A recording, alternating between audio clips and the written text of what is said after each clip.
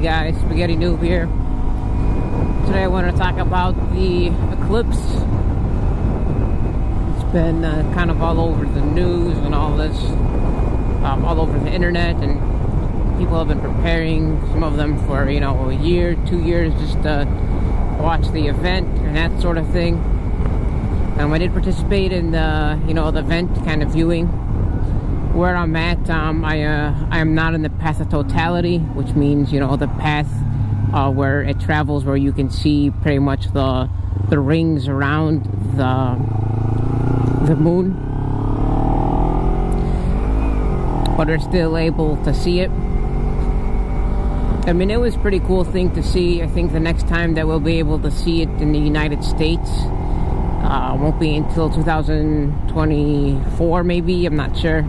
I read it on the NASA.gov website earlier. I think they had like a special website dedicated to it, and they had all sorts of information, misconceptions, and then how to be safe, what you need to do to watch and participate, and then some facts, and then it had more, you know, science related stuff on what happens and that sort of thing, which is pretty cool. I took a look at the website for a little bit, you know, over the past few days, just trying to educate myself and trying to remember what we learned, you know, I don't know, back in grade school maybe, when we talked about moons and eclipses and solar eclipses and that sort of thing. But it was pretty cool. I tried to look for the solar glasses ahead of time. But I guess ahead of time was too late because everywhere was sold out. I checked, you know, many local places.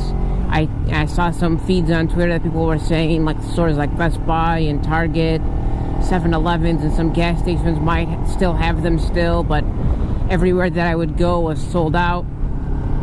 I called a few places, they were all sold out.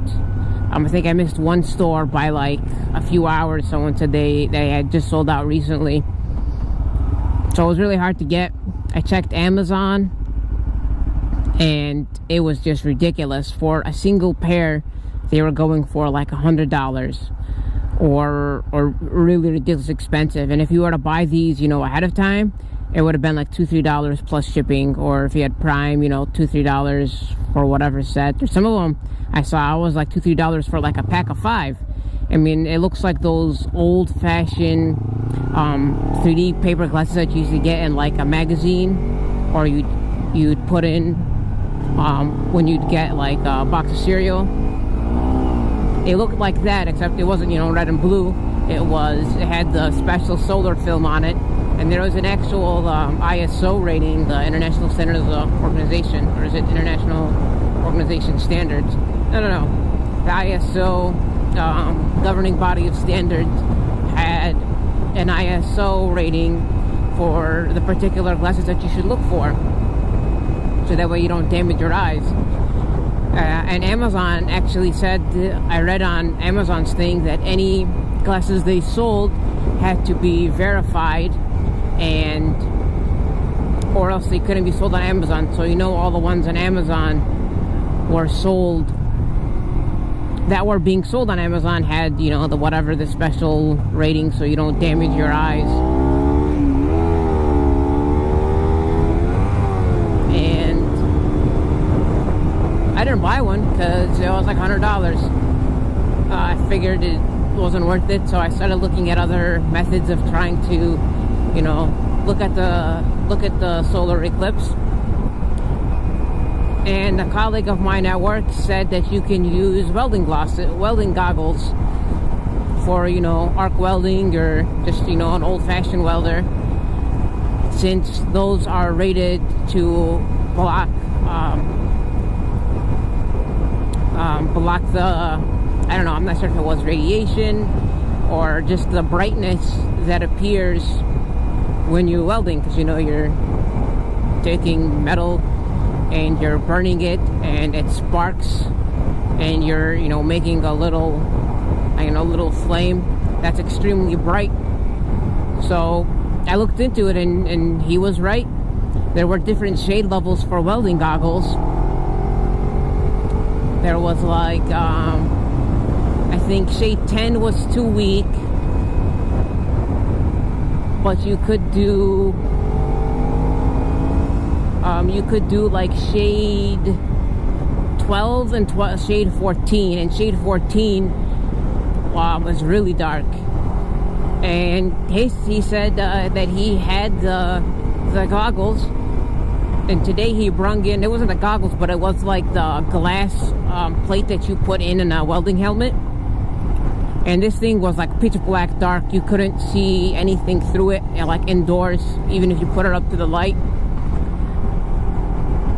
So before that, I actually went to I think it was Home Depot to try and look for, you know, welding equipment.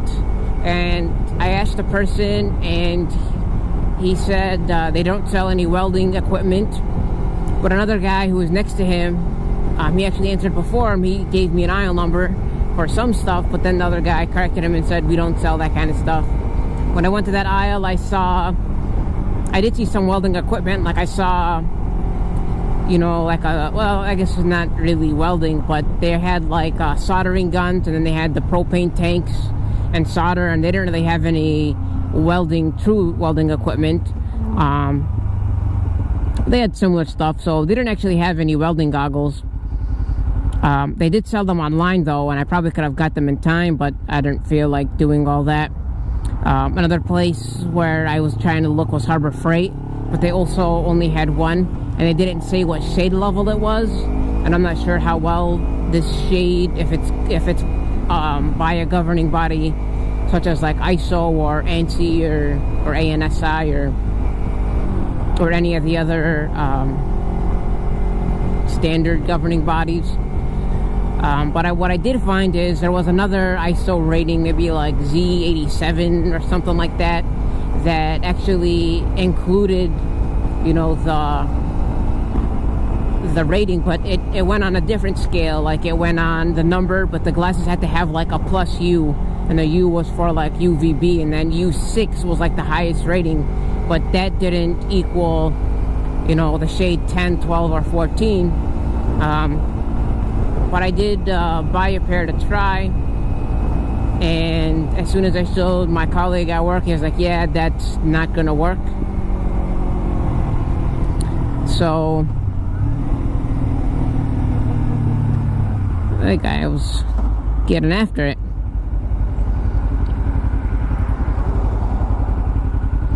So when eclipse time came, we didn't go out like when it first started to happen, where I'm at.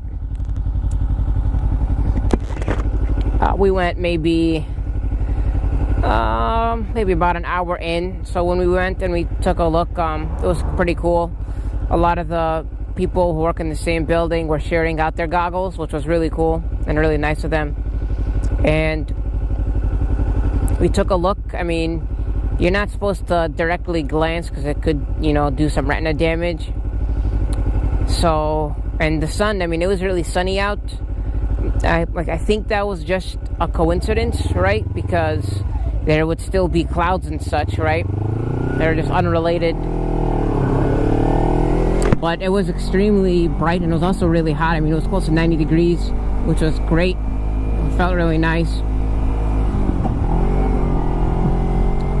But when we got out there, people, you know, were sharing goggles and passing them around. And if you take a quick glance, you know, you're not supposed to look directly at it, but you can kind of see the sun. Like even if there wasn't an eclipse, it's just the sun, and you can't look at the sun directly anyway because of the same thing. It's gonna, you know, damage your eyes and damage your retinas if you're actually able to continue to take a look at it, which I highly do not recommend, because why would you do that? You're just blinding yourself, and then you see those sparkles. I mean, sometimes when you're driving, you can't avoid it, even if you put your visor down and stuff like that. But if you can avoid to not look at a bright light, you don't look at the bright light, and a common sense. So one thing that I did was I did take my phone, and I kind of made like binoculars out of my phone when the camera was on, so I wasn't actually looking at it, but just so I can see the sun, and I took a picture of that. Maybe I can throw that in the video. I mean, it just looked like the sun. You couldn't actually tell that the moon was in front of it, which was really interesting. Like, if no one knew that the eclipse and it wasn't televised or anything like that, no one would really know, at least where I'm at now, that it was going on. I did get, you know, for like that, you know, 2-3 minute span that it was taking, it did get dark, almost as if it was like a cloud went in front of the sun, but it was only for a very brief moment, and no one would ever really know, unless maybe you're in the path of totality, which I wasn't in, so I don't know if it would look any different. Maybe if you happen to look up and you see the sun's rays over the circle, and then it looks, you know, pretty cool. But it's not kind of like when the sun is hiding behind a building or hiding behind the clouds and you see like the outside rays going through, except it'll be, you know, kind of dark during the time. That thing is cool. We looked through the shade welding thing. You know, we cupped our hands around it and make sure it was like, and we looked down on the floor first. That way we see there was no gaps in our hands, and then we looked up. And the shade, the welding shade 14, was actually pretty cool, because it showed a bright, it was white instead of the other, the actual solar glasses, which displayed it in like an orange color. But we were able to see it. We could see, you know, the eclipse transforming, and it was covering the sun, and it looked pretty cool. It just was really dark since the shade was, it covered everything up, and then all you can see was the bright sun. And since the moon was in between, it was dark, and all you saw was the sun, you know, hence the eclipse. And it was cool to see. Same with same with the glasses. So the same ones like I saw on Amazon going for like $100 people had, that we were sharing. And those ones, it looked pretty much the same thing, except that one wasn't as dark as the shade 14 welding goggles that I had, or that we were using. But I mean, it's still, you could still see everything, and it also showed it as an orange color, as opposed to the shade 14. It showed it more, probably what it's natural. I don't know what the natural color is. I would say like more white, but since you know, right now it's white outside, you know, the daylight, kind of like those new LED bulbs are daylight. They're not the old yellow, because the sun is probably white, I think. I don't know. But then I heard one of the guys talking about how to take pictures of it. I mean, I did take a picture of the sun, but you couldn't really see the moon. And what he's saying is you have to lower the ISO setting on the camera. So, and then you had to turn off the autofocus and set it to manual focus. And then you had to, then you can put the shade 14 or the solar film over the camera, and it should be able to see it. So that's exactly what I did. It took me a while to figure out the settings, where they were in my phone, and I was able to see it, but it was small. It's like you ever try to take a picture of the full moon at night with your camera, and you finally do, and the moon looks incredibly large and huge, but you look at your picture and it's just a tiny little dot on your camera or in the photo. And it was the same exact thing this time with the sun, but you were able to see, you know, the eclipse kind of almost as well as we saw it, except for it being a little smaller.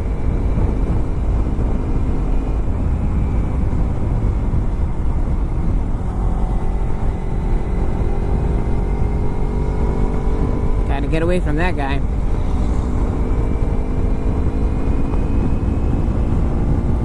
So it was pretty cool to see.